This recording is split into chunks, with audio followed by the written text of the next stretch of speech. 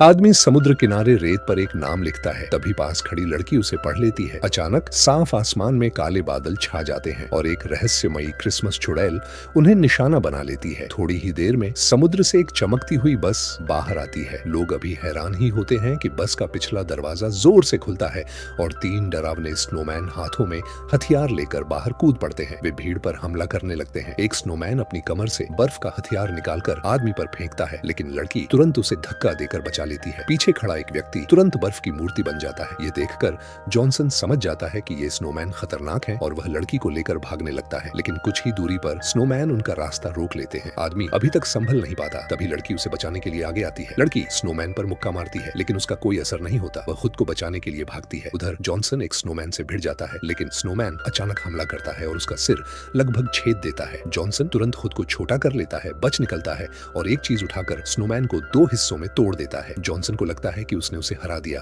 लेकिन स्नोमैन कुछ ही पलों में फिर से ठीक हो जाता है। दूसरी तरफ लड़की अपनी फुर्ती से एक स्नोमैन को पकड़कर गर्म ग्रिल पर डाल देती है, जिससे वह पिघलने लगता है, लेकिन इससे भी वह पूरी तरह खत्म नहीं होता। जैसे ही स्नोमैन दोबारा खड़ा होता है, वह लड़की को जोर से दूर फेंक देता है। जॉनसन फिर छोटा होकर स्नोमैन की पीठ पर चढ़ जाता है और उसे मारने की कोशिश करता है, लेकिन इसका भी कोई असर नहीं होता। उल्टा स्नोमैन उसका गला पकड़ लेता है। संघर्ष के दौरान जॉनसन गलती से स्नोमैन की नाक गाजर गिरा देता है। उधर लड़की एक गैस पाइप में छेद करके उसे स्नोमैन की तरफ फेंकती है, जिससे दूसरा स्नोमैन नष्ट हो जाता है। लड़की अभी राहत की सांस भी नहीं ले पाती कि एक और स्नोमैन उस पर हमला कर देता है। वह बचने की कोशिश करती है, लेकिन उसका पैर पकड़ लिया जाता है। जैसे ही स्नोमैन उस पर वार करने वाला होता है, जॉनसन फिर से उसकी गाजर निकाल देता है और आखिर